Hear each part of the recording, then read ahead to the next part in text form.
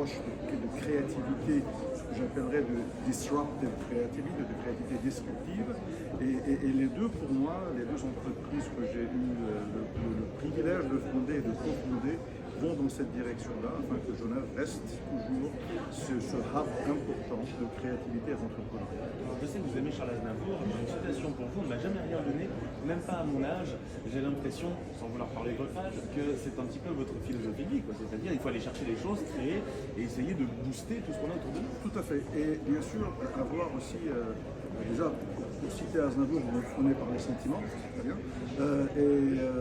mais avoir aussi le goût du risque et transformer ce goût du risque en quelque chose de créatif, ne pas avoir peur de défis et surtout adorer l'erreur.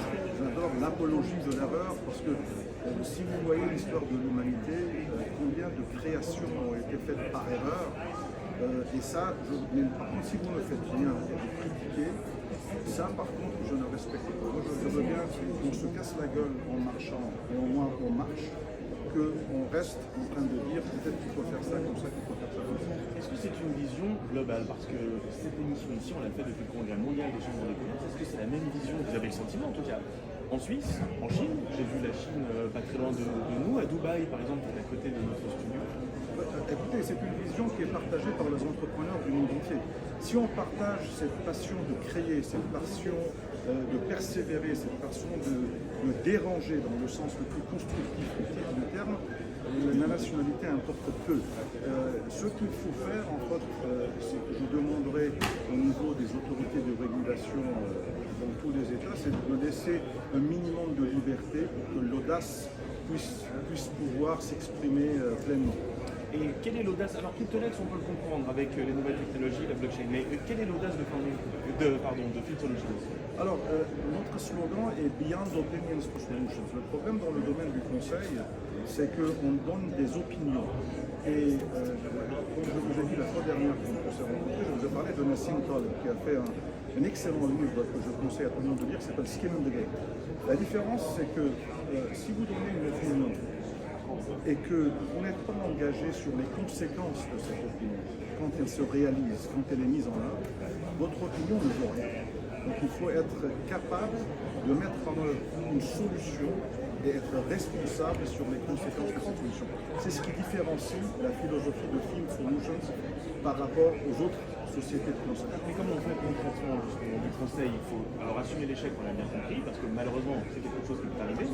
Mais au-delà de ça, comment on fait pour dire très bien, moi j'ai la solution, je suis convaincu que c'est la bonne. Tout le monde pense la même chose. Bien sûr, mais la différence c'est que déjà il faut parler le langage de votre client, il faut respirer comme le client, il faut lui donner cette... Vous savez, aujourd'hui avec l'intelligence artificielle, les gens font beaucoup, la connaissance n'est plus un actif.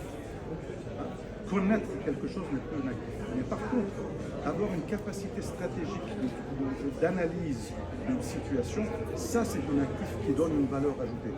Donc pour répondre directement à la question, imaginez que vous avez un client dans le domaine du trading qui a 48 tonnes d'acier quelque part sur un bateau et qui vous appelle en pleine crise et qui vous dit qu'est-ce que je fais. Si vous commencez, les grands juristes le font, si on applique la dichotomie synélagmatique de l'article 43 de la Convention de Vienne, vous pouvez vous assurer qu'il ne va plus jamais vous appeler. Donc là, il faut se mouiller, dire allez-y, on fait comme ça, et subir les conséquences si ça marche pas. C'est un peu cette logique-là. Ça vous arrive souvent? Bien sûr, et j'adore ça.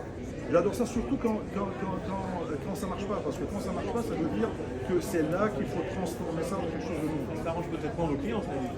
Oui, mais par définition, mon client aime ce goût du risque. Vous voyez, il apprécie ce côté entrepreneurial et pas ce côté statique d'un conseil qui est juste là, très académique, avec tout le respect que je dois aux académiques. Week-end Beramian, on va terminer avec ce congrès. Si vous êtes venu nous chercher quoi? C'est une question que je pose à beaucoup d'invités ici parce que ce sont des expertises tellement différentes à chaque fois qu'on a presque du mal à comprendre comment tout cela peut se passer. Alors, écoutez, moi, déjà, par définition, j'adore l'homme perdu, parce que l'homme perdu n'a rien à perdre, par définition, perdu. Donc je suis venu chercher rien du tout. Je suis juste venu vous perdre. Voilà, vous perdre. Donc c'est joli de se perdre. Vous imaginez qu'est-ce qu'il est libre, l'homme perdu. Donc par définition, je n'ai pas de préjugés préétablis pour dire je suis venu chercher A, B, C, D, E, F, G. Mais par contre, je veux rencontrer des gens, je veux expliquer ce qu'on fait, je veux apprendre d'autres gens ce qu'ils font dans une logique de complémentarité entrepreneuriale pour justement faire briller ce beau canton, cette belle république dans le monde. Week-end Beramion, vous avez créé notamment CryptoLex et Field Solutions. Merci beaucoup d'être venu C'est nous voir. moi qui vous remercie. Merci. C'était court mais intense, je veux bien Ouais, m'en mais c'est ce que je- Génial, merci beaucoup, c'est sympa. Ouais, c'est super, merci.